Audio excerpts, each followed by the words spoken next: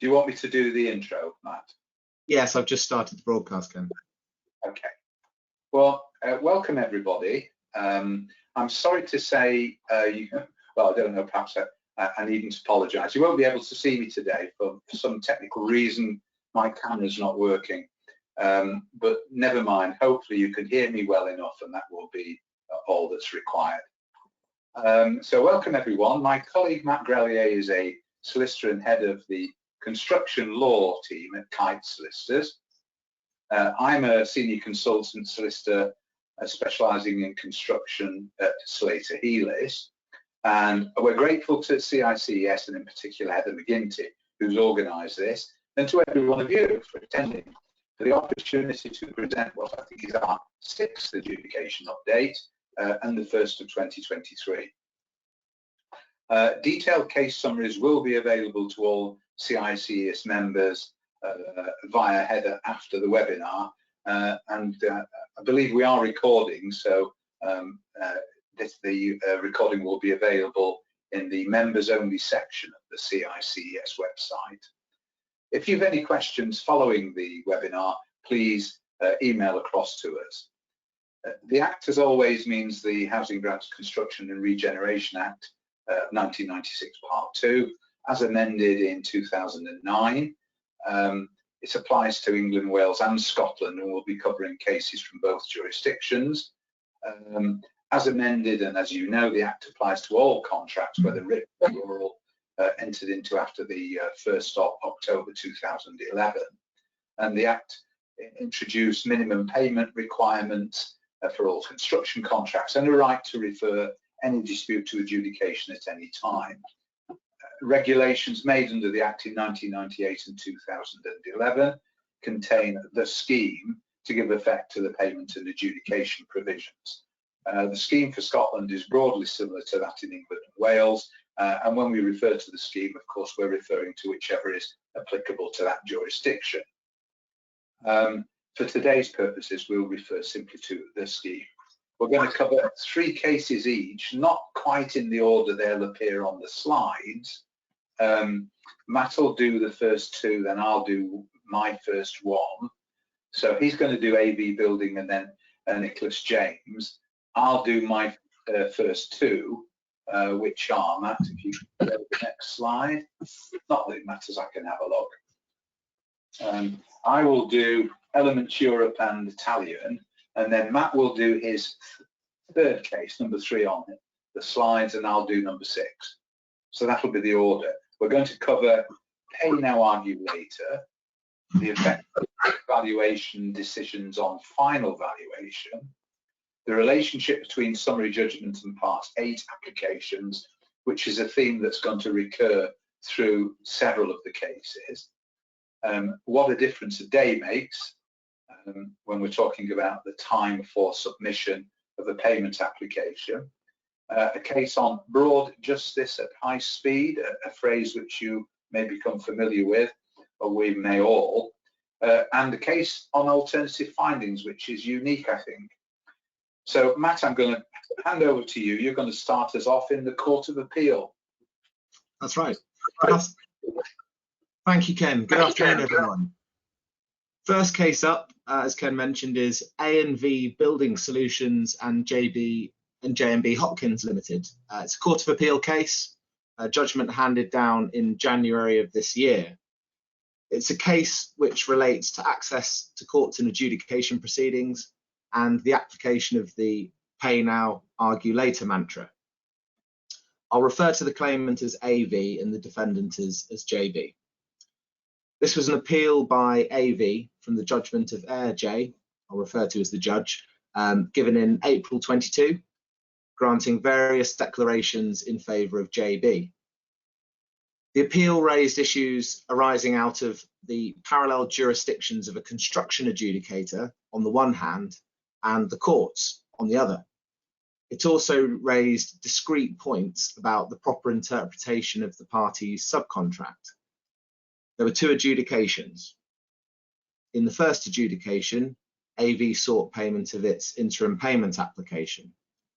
The adjudicator found that the interim application was valid and awarded AV circa 138k, and that sum was never paid.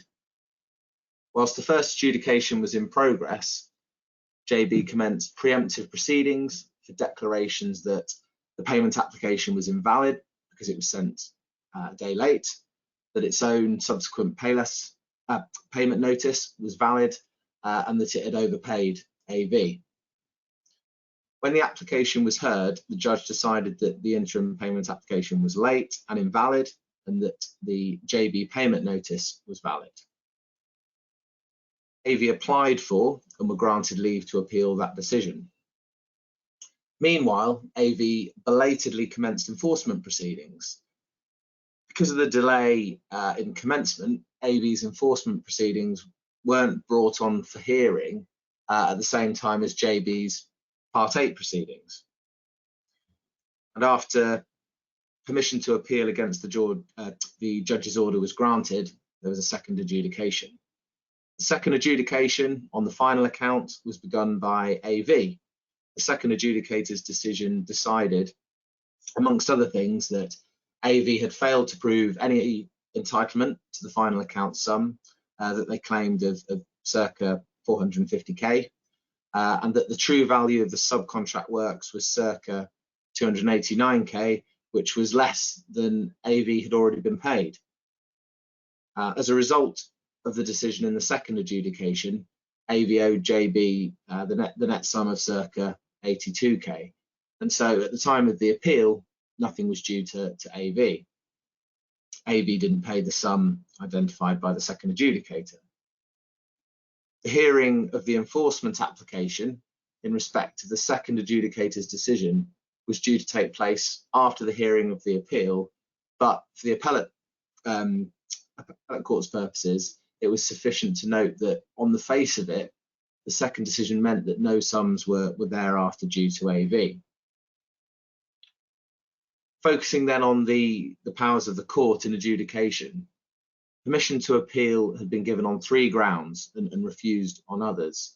Ground 1 concerned the substantive and procedural propriety of the Part 8 proceedings. Was JB permitted to commence and/or continue such proceedings, or should they have been struck out?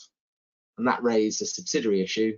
If the Part 8 proceedings were valid, how should they have been addressed in the context of an outstanding adjudicator's decision in favour of AV? Coulson, Lord Justice giving the judgment of the Court of Appeal, said that whilst the courts were open to parties in adjudication proceedings, even in an ongoing adjudication, regard must be had to the guiding principle behind construction adjudication, the pay now, argue later mantra. That didn't mean that parallel proceedings were invalid or an abusive process. However, resort to the courts during an ongoing adjudication for declarations of the type sought was the exception, not the rule, and shouldn't be used to circumvent or undermine adjudication. The proper approach to parallel proceedings has been outlined by O'Farrell Justice in Structure Consulting Limited and Marouche Food Production Limited. Judge should usually give judgment on the claim based on the adjudicator's decision, and then, to the extent possible, endeavour to sort out the Part 8 proceedings.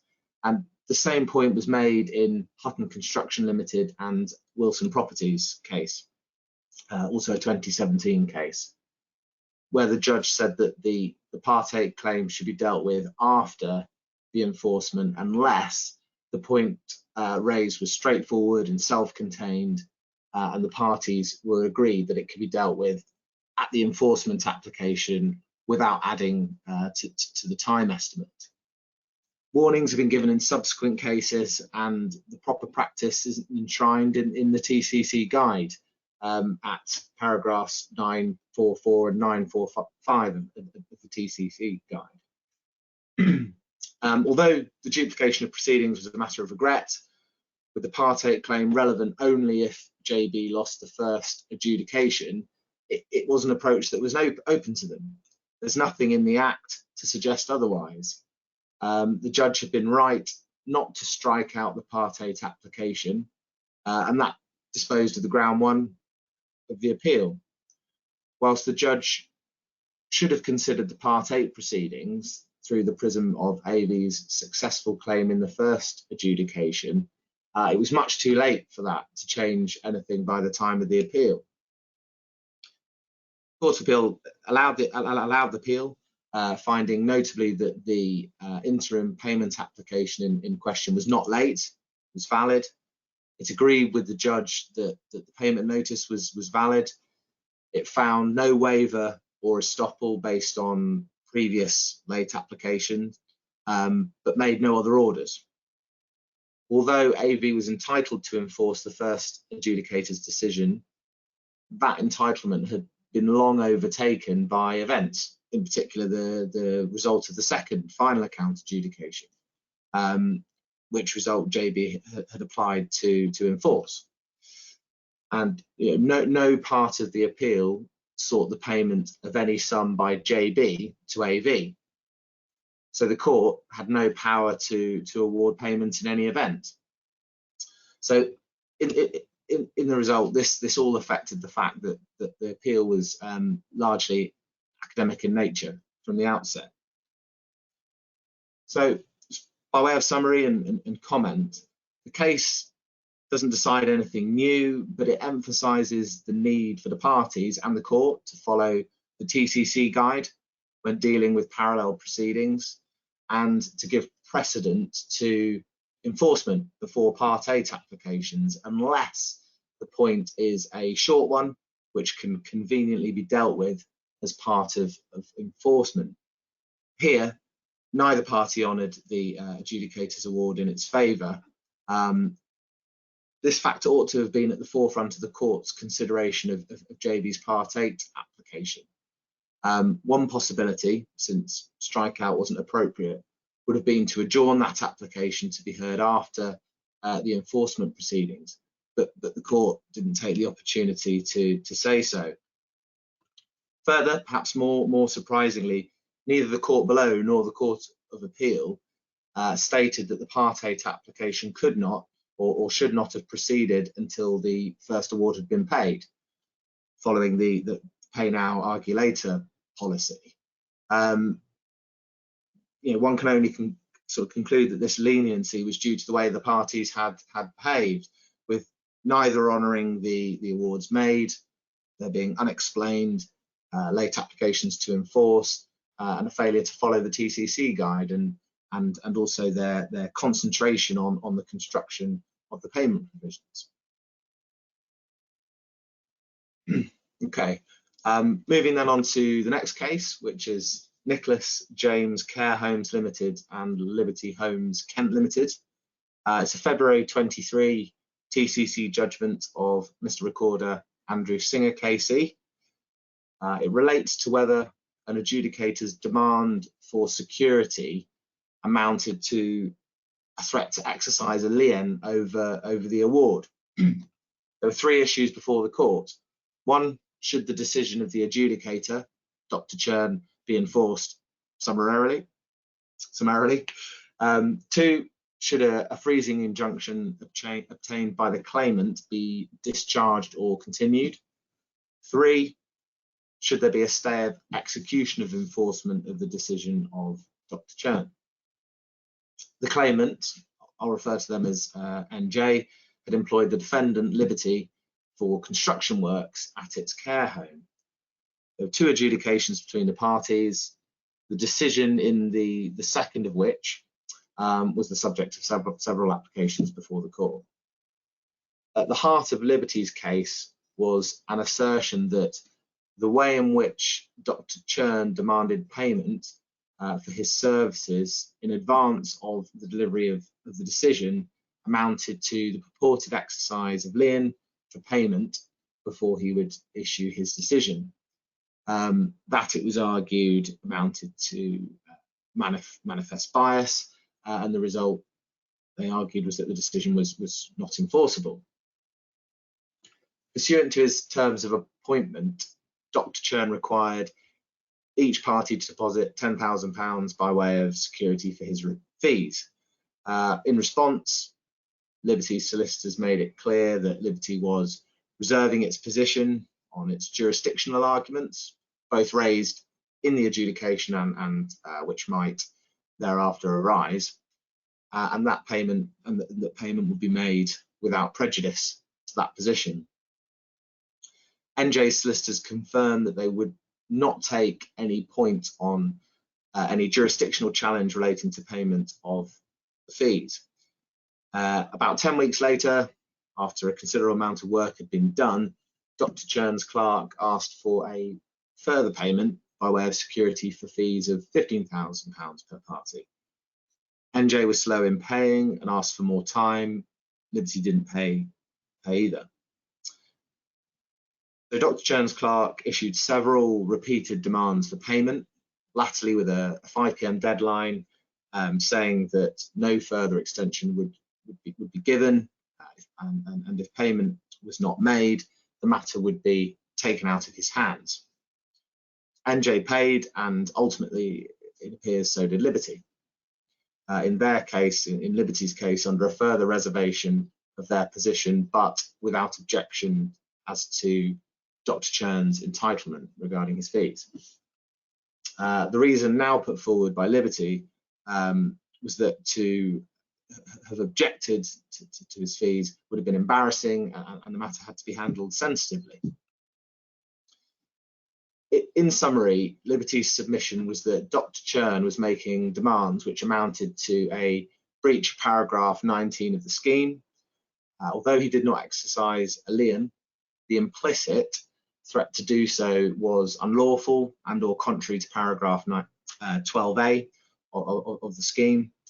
It was manifest bias, and Dr. Churn's conduct should be rejected and his decision not enforced.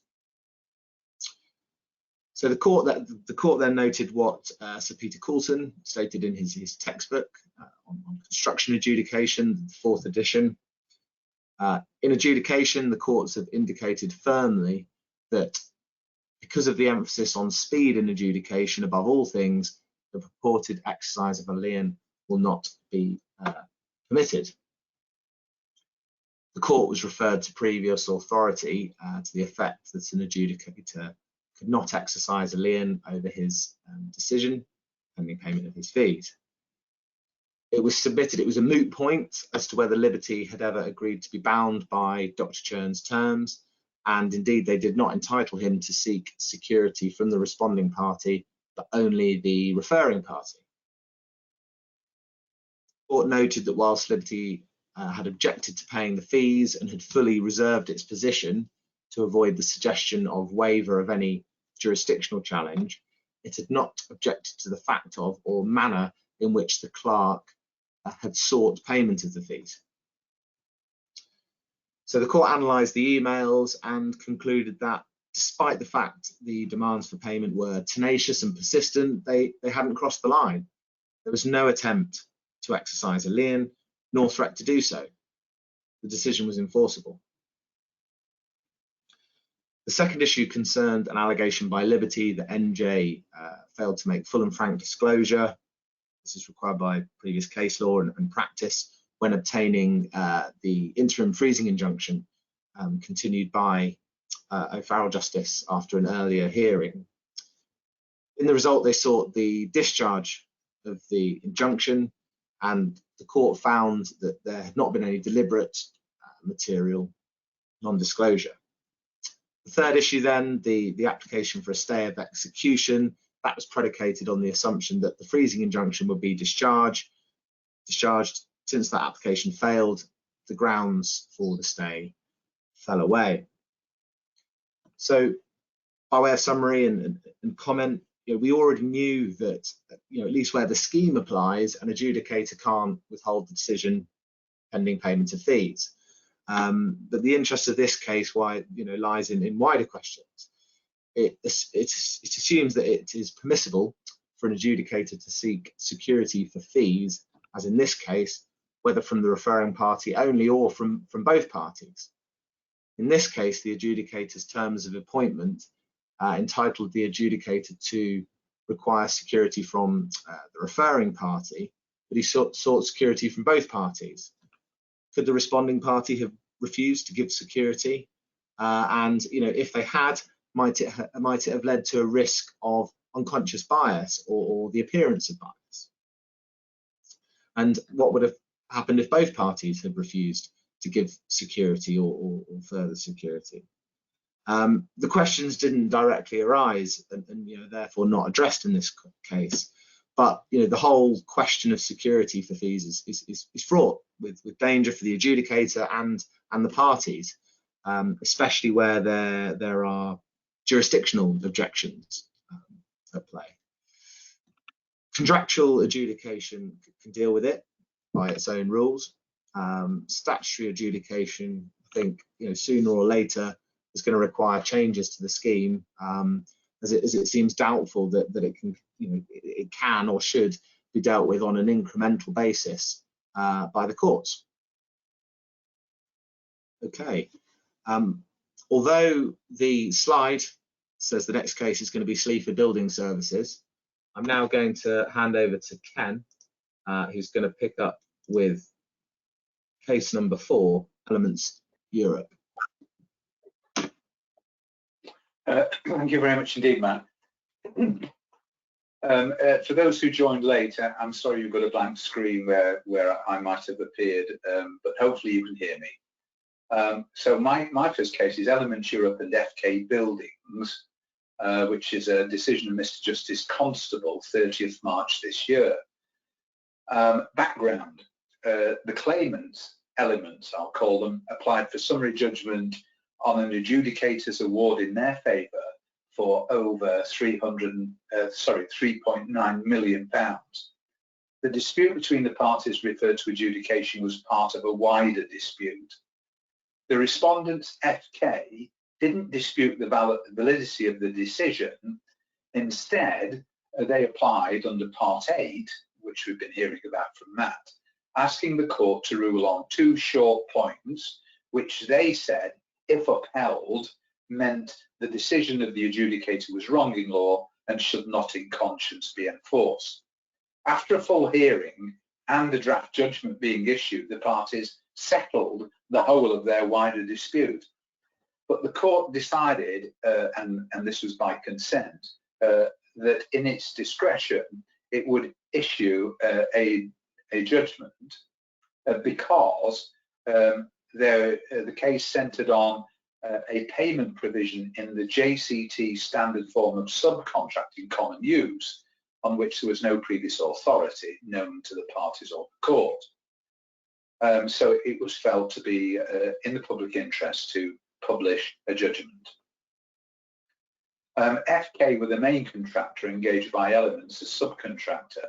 Under a subcontract, as I said, JCT, Standard Building Subcontract Conditions, SBC sub C 2016, with bespoke amendments for remediation works to a residential apartment scheme at Uptown Riverside, Salford. I need to tell you about 2 material terms of the contract. The first is in the subcontract conditions, and this is the bit that gave rise to one of the issues in the case. Clause 4.6 of the subcontract conditions deals with payment, and the material clause is at 4.6.3.1, and it says in effect that any payment application had to be received not later than 4 days prior to the interim valuation date for the relevant payment. So 4 days prior. There was also a provision in the specification which said the site will be open for the subcontractor to carry out the subcontract works from 7:30 a.m. to 6 p.m. Monday to Friday, with certain exceptions, and on Saturdays between other times which we're not concerned with. We will be concerned, however, with the timing of the payment application.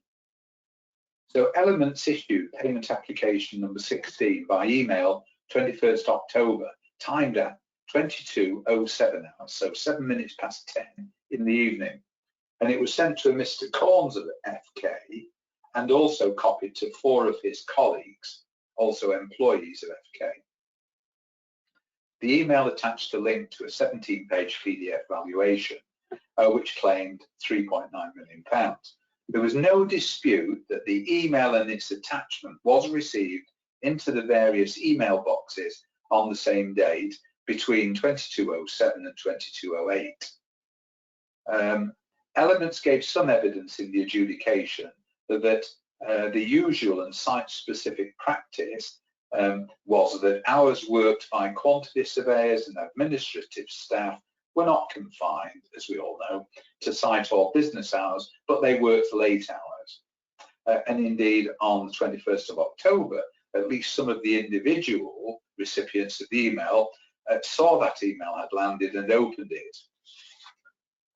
This evidence was in response to FK's position in the adjudication that the site-specific and usual site practice was relevant to the question whether the recipients could reasonably have been expected to have read the email coming so late in the evening, and they said it wasn't reasonable to expect that. In the adjudication, FK had disputed elements entitlement for 5 separate reasons, all of which the adjudicator rejected, and it was 2 of those reasons which were the subject now of the present Part 8 application. So I won't go through the contentions, but the first question was Part 8 appropriate? The court applied the well-known cases of Hutton and also A&V Building and Hopkins and the TCC guide, and was satisfied that the point of construction, which was the meaning of clause 4.6.3.1, was a short and straightforward point capable of determination in Part 8 proceedings without evidence.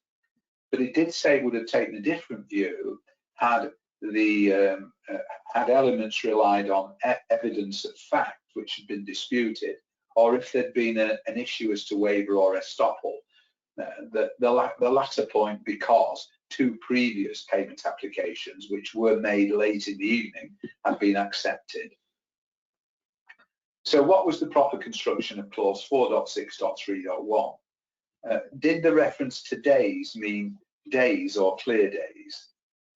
There being an important distinction, as we can see. If it was 4 days, if it was 4 clear days before the date, then the act, or the receipt of the application in this case, had to be done at the latest on the 5th day before the date, before the valuation date in this case. If it was to be done 4 days before the valuation date, then it could be done on the 4th day prior to that date. And the court said, look, the language is clear. The words in clause 4.6.3.1 cannot be construed as meaning clear days. If that's what the parties had intended, then they should have said so. By this time, FK were placing greater emphasis on their second argument, namely that the receipt timed at 2208 was not received on or before the end of site working hours, remember the clause in the specification, and was therefore late. The court, having regard to a long line of established authority, said courts don't deal in fractions of a day. The subcontract could, again, but did not provide for clear days, so that was relevant to whether the application on the 4th day was received within time. The specification provision about working hours had nothing to do with the meaning of days in the payment and notice provisions. There was no error by the adjudicator in that respect, and the award should be enforced, and the Part A claim dismissed. It failed. My only comment would be to refer to, I think it's Alice in Wonderland, but it could be Alice through the looking glass, as the March Hare said to Alice, say what you mean, which is not the same thing as saying I mean what I say. My second case, as you'll see, is Italian Servest AMK and BW Electrical Contractors. This is a decision in April this year. It's in Scotland in the Court of Session Inner House, presided over by the President of Lords Woolman and Pentland. And this is a case about natural justice, failure to answer the question, challenge to enforcement arising from the validity of the final account statement, and the phrase broad justice at high speed comes into it. The reclaimers, who effectively were the applicants, AMK, raised an action, and they asked the Inner House to set aside the order of a commercial judge who had granted judgment on an adjudicator's award in favour of the respondents, BWE. AMK had engaged BWE as a subcontractor to provide what was essentially labour only for part of its electrical subcontract works at Lord's Cricket Ground. The subcontract provided for BWE to submit its final account, and then for AMK to provide a final account statement, abbreviated FAS, which would become final and binding unless BWE commenced adjudication or court proceedings within 20 working days of receipt. And now there was a massive difference in value between BWE's final account and AMK's FAS. BWE's final account showed they were entitled to £1.9 million net. AMK's gross FAS said the sum was £306,000, and in fact it resulted in an overpayment. So BWE commenced adjudication and court proceedings both within the 20 days of receipt of the FAS. The first adjudicator resigned because the dispute was, quote, absolutely incapable of proper resolution in the timescale set by the Construction Act, unquote, in light of an overwhelming amount of material, the referral alone being accompanied by 26,000 pages of documents. BWE then served a further notice in respect of the same dispute, essentially asking the second adjudicator to determine the sum properly due on the final account. Mr. Tony Bingham was appointed. Following a referral, response, reply, rejoinder and further submissions, Mr. Bingham concluded that a sum of £1.4 million was due to BWE. That's the award. At a fairly late stage in the adjudication, he said to the parties, look, the nature and extent of the multiple variations have changed the complexion of the subcontract into what he termed was a beck and call arrangement.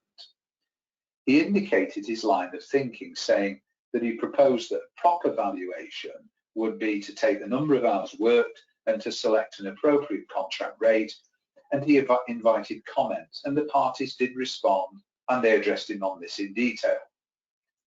In the commercial court, which is before it gets to the Inner House, when BWE sought enforcement of the award, AMK said no, Mr. Bingham has not answered the question referred, namely what was the sum due, but he's embarked on that famous frolic of his own in breach of the rules of natural justice by assessing a fair price based on what he regarded as a, quote, new contract, unquote, their phrase, not Mr. Bingham's. Further, Mr. Bingham had decided that the FAS was contractually invalid, though that had never been raised by either party. And separately, and further still, he'd failed to exhaust his jurisdiction, as it's termed in Scotland, in relation to various lines of defence advanced by AMK, including a number of cross claims. In the court below, the commercial judge found the award was a genuine attempt to answer the wide question, what sum, if any, was due, and as to the validity of the FAS, the adjudicator was clearly entitled under the scheme to raise this with the parties, and once he'd done so and there was extensive correspondence about it, they'd had every opportunity to state their position, and he, in accepting BWE's position, had obviously rejected AMK's position, and any residual complaints were similarly dismissed. So that's what happened in the commercial court. Now we get to the Inner House, and before then, AMK was saying, look, the adjudication's out of time. The FAS is final and binding. The first adjudication notice couldn't be a foot in the door, allowing the second notice to be in time. Remember, the first notice is served within 20 days. The adjudicator resigns.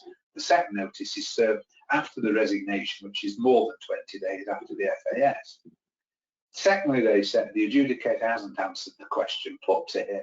He's devised his own question and answers, and he's failed to allow us a fair opportunity to address him on all this nonsense about beck and call and hours worked and valuations which are not in accordance with the subcontract.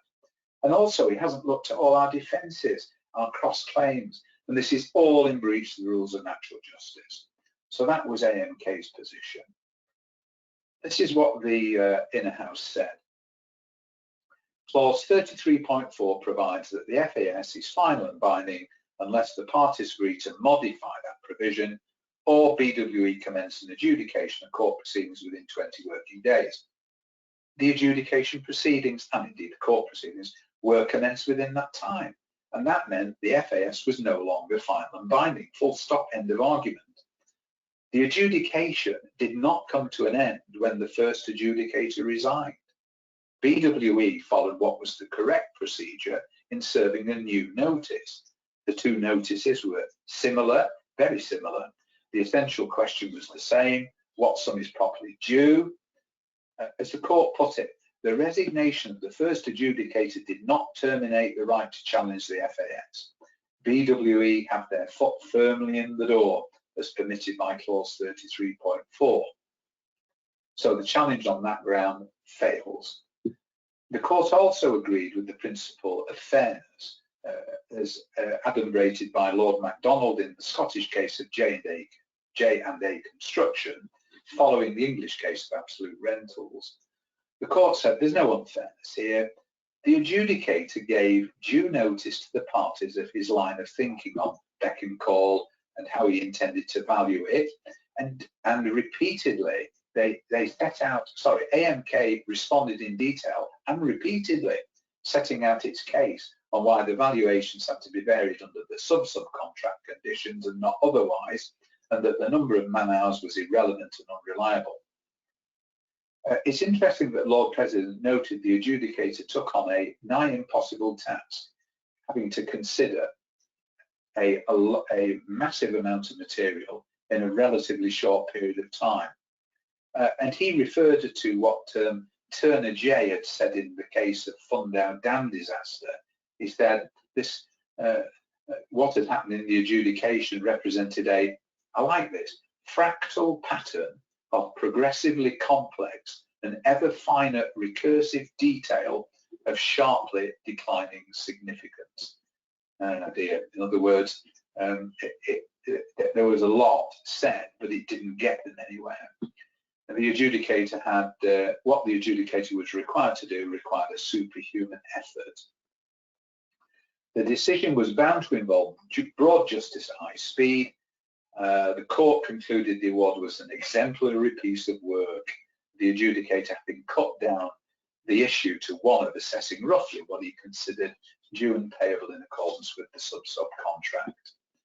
The court found no need to address this separate question, parallel question on enforcement, whether the FAS was binding on the adjudicator, and it reserved that to a future occasion, bearing in mind there were separate proceedings before the court in relation to that question to be heard at a later date. So my comment would be, broad justice at high speed is a memorable line and it's bound to be quoted again. Right, Matt, I hand back to you, don't I think, at that point? Do I? You can. Okay, so next case up then is Sleaford Building Services Limited and ISA Piping Systems Limited. An April 23 TCC judgment of Mr. Alexander Nissen KC. Sleaford commenced an adjudication in which it sought various findings as follows: that its subcontractor, IPS, was not entitled to any further milestone payments by reason of its failure to comply with various preconditions to payment, true valuation of the subcontract works, advice that IPS had been negligent in its pipe laying, and that IPS had been overpaid. IPS in response denied that it had been negligent, contended that the prerequisites were not condition precedents to payment, or that the payment terms failed to comply with section 110(1)(a) of the Act, so that the scheme applied. And they also claimed that it was entitled to a final milestone payment. The adjudicator found that the subcontract did require production of certified copies of sub-subcontracts entered into by IPS with evidence of subcontractors' insurances as preconditions to payment. The adjudicator confirmed that IPS had installed a compliant installation that was in accordance with the subcontract. She advised, as per the relief claimed, that there was no proof that IPS had been negligent, and she also valued the works and found and directed that Sleaford should make payment to IPS. Sleaford declined to pay and issued Part 8 proceedings in London for declarations as to the meaning of the relevant subcontract clause, clause 21(4), and that in consequence no further payment was due and the award should not be enforced. IPS then issued Part 7 proceedings to enforce the award in Manchester. IPS's position was that the adjudicator's decision in its favour should be enforced unless Sleaford succeeded at the concurrent Part 8 hearing.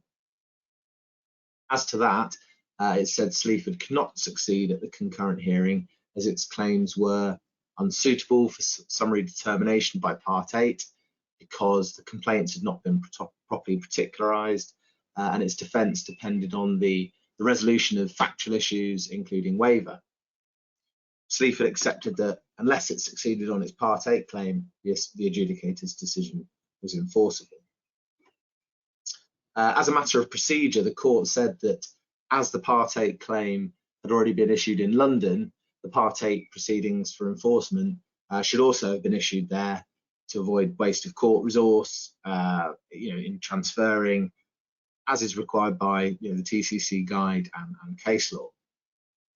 As I mentioned in case earlier, the proper approach to these two sets of proceedings was outlined in the Structure Consulting Limited and Marouche Food Production, a case, 2017 case, where the judge said, should usually give judgment on the claim based on the adjudicator's decision, and then, to the extent possible, endeavour to sort out the Part 8 proceedings.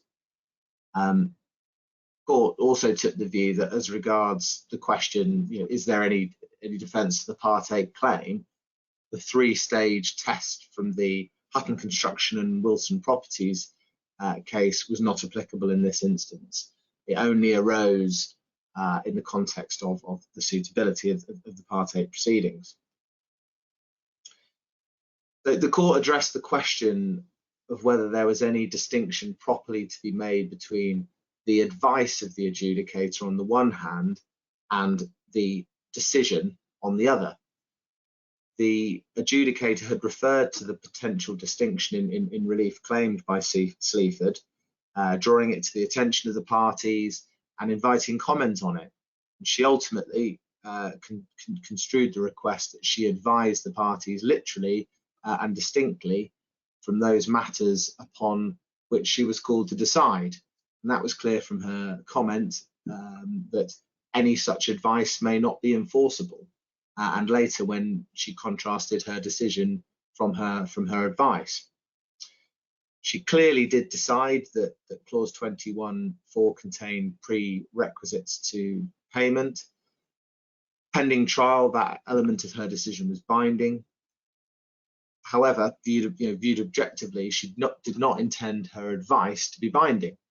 In practical terms, this turned out to be a distinction without a difference, because it was common ground that she either advised or decided that she was unable to reach any conclusion whether or not all prerequisites to payment had in fact been met.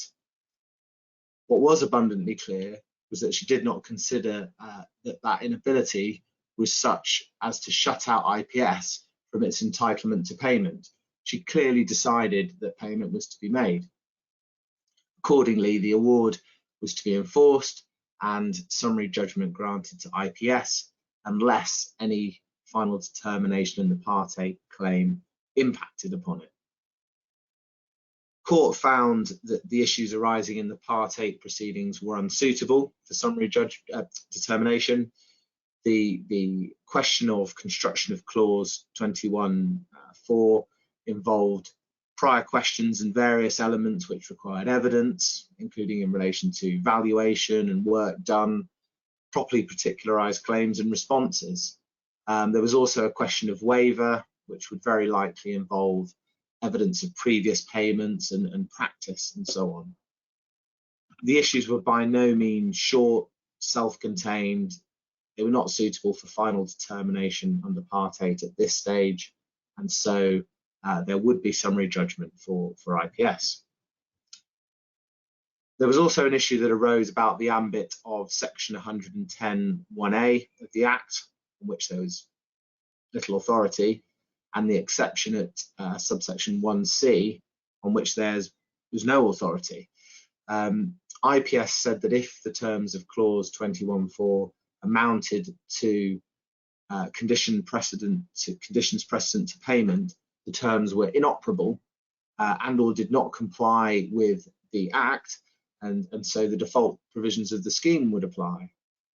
The court said those questions were for another day and not for the Part 8 proceedings. So, by way of comment, this case is yet another example of an unsuccessful attempt to preempt enforcement by asking for the final determination of a central underlying legal issue, in this case the construction of a payment provision. The attempt failed for a plethora of reasons, and that's a reminder that the use of Part 8 is subject to restrictions and is only suitable for short, self-contained points requiring no evidence, as previous case law and the TCC guide underlines. An unusual feature of this case was that the remedy sought in the adjudication included a request that the adjudicator advises the parties on two issues, namely whether the subcontractor had been negligent in the way it installed certain fittings, and also whether the payment prerequisites had been complied with. The adjudicator did as requested and gave advice on those issues. The court took a pragmatic view and decided that the advice was binding until there was a final determination, perhaps encouraged by the fact that the advice did not impact the core findings regarding valuation, payment, or the validity of the decision. The referring party had drafted its own notice and referral, and some of the language used was quite informal. So, perhaps the court might have found the matter more troublesome had the core issues been the subject of the advice. Hey, Ken, I'm going to pass back to you here for the Sadler. Oh, thank you, Matt. Thank you very much indeed. Well, thank you for sticking with us so far. This last case has got a really unusual feature, so hopefully you'll be glad that you stayed to listen to it. Sudlow's brought a Part 7 claim against its employer Global to enforce the decision of the adjudicator, Mr. Matt Malloy. He had ordered Global to pay Sudlow's a total of just under £1 million plus VAT in what was the 6th adjudication between those parties. Now, Global resisted and brought a Part 8 claim. Here we are, Part 8 again. More and more common, these. And they wanted two declarations. First, a declaration that Mr. Malloy had acted in breach of the rules of natural justice in wrongly taking too narrow a view of his jurisdiction by holding that he was bound by certain findings made by the 5th adjudicator, Mr. Curtis, in the previous adjudication. And then secondly, they wanted the court to enforce Mr. Malloy's, quote, alternative findings, unquote, which awarded Global $209,000 interest and fees if, as they said, he was wrong to have decided that he was bound by Mr. Curtis's decision. Now, I'll go through this again a little bit more carefully as we proceed, so don't worry. The proceedings concerned the provision of a high voltage electrical cable installation from a private substation to the premises which were being worked on, which was a data hall at East India Docks. In the fifth adjudication, Sudlow's succeeded on a claim that the cables were damaged, they were providing the cables, on installation because the ducting wasn't fit for purpose. So they were justified in refusing to energise and complete, and the ensuing delays were all relevant events for which they were entitled to an extension of time in that window, and they were also awarded extensions of time for delays in 3 previous windows, in all 482 days. So that's what the fifth adjudication was about. Following that, Global omitted the energisation from the contract with Sudlow's. They got in another contractor who completed the installation. Sudlow's then brought the sixth adjudication, claiming yet further extensions of time for delays which had occurred after those which were considered in adjudication number 5. Now, Global's defence was, and they relied on 2 experts' reports, they said, look, the ducting was fit for purpose all along, and therefore there is no entitlement to any further time or money. I should also have said that Sudlow's not only claimed a further extension, they were also claiming loss and expense. So now it was accepted that Mr. Malloy could not reverse the findings that had been made by Mr. Curtis, but they did. But what was said was that he can consider what is in effect a new claim in relation to this further period of delay and decide whether or not that was caused by a defective ducting or not. So on the question of jurisdiction, was this the same or substantially the same dispute as the one that Mr. Curtis had decided? Mr. Malloy had to answer that question, although of course his decision on jurisdiction would not be binding. So he suggested, and the parties agreed, that the approach was as follows. First, he would decide if he was bound by Mr. Curtis's findings. Second, if he was not bound by the findings, then he would decide the issue on its merits. Now, of course, if he decided he was bound by Mr. Curtis's findings, then he could only deal with the subsequent claim. Mr. Malloy decided he was bound by the findings of Mr. Curtis, meaning Sudlow's was entitled, as he saw it, to the further extension of time and loss and expense, and he awarded them just under £1 million. And of course, he didn't then consider the evidence of the 2 experts that had been adduced by the responding party. So, in case he was wrong about that, he then went on to make his alternative finding on the merits, and then he decided, when he did look at the new expert evidence, that the ducting was fit for purpose and Sudlow's was not entitled to refuse to energise. In the result, it wasn't entitled to any further extension of time, and it wasn't entitled to loss and expense. Sorry, not entitled to an extension of all its extension of time. He awarded them a very short extension, but in the result, they weren't liable to pay Global £209,000. So when the matter came before the court, the first issue was the prior decision issue. In other words, was Mr. Malloy bound by Mr. Curtis's findings as to the unsuitability of the ducting? The court emphasised that context was all important, and the court and the adjudicator should have done this, had to look at both the disputes and the decisions, and you had to look at them in detail and compare them. Although the 5th and 6th adjudications concerned the same relevant events, that wasn't enough to make the disputes the same. First of all, they related to extensions of time for different periods of time. In other words, the period covered by the window in adjudication number 5 was a different period from that which was sought in adjudication number 6. Secondly, the dispute in relation to this new extension of time involved new relevant materials and the event of testing, which were not and could not have been part of the dispute in adjudication number 5.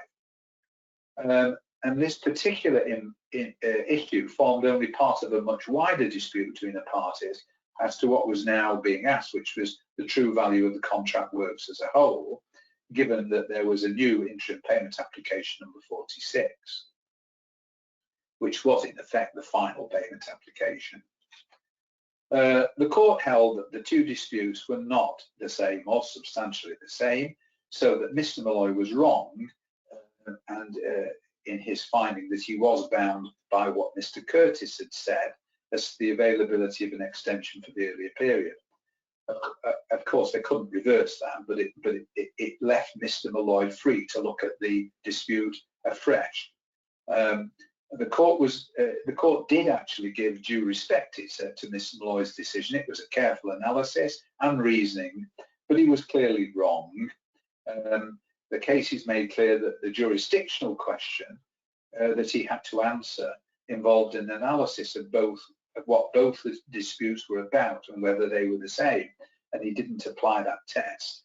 And he also failed to give any real weight to the fact that the decision in the adjudication number 5 was for an extension of time for a prior period.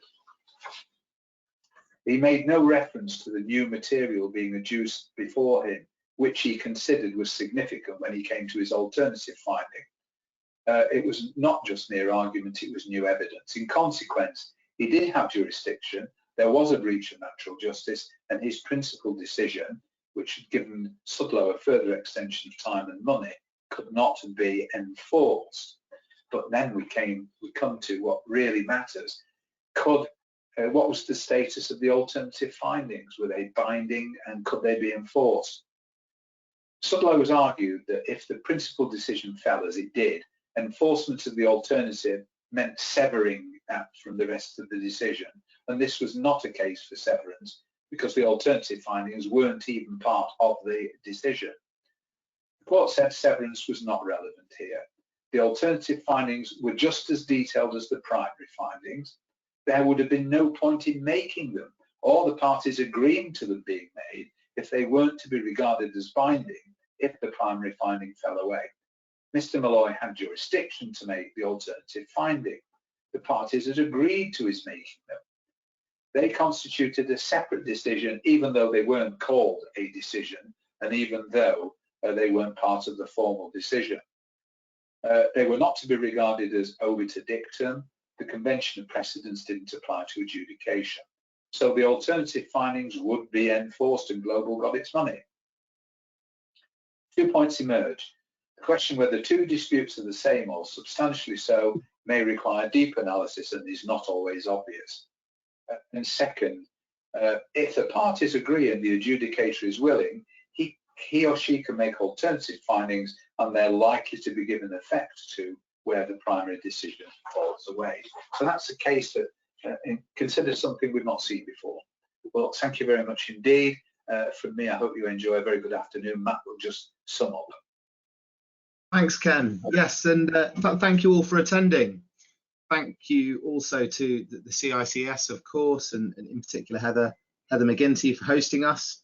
If you've got any questions regarding the cases that we've covered today or any other construction legal issues, then please do get in touch. Our contact details are up on the slide there. Yeah, send us an email or pick up the phone and we'd be happy to have a chat. Thank you all.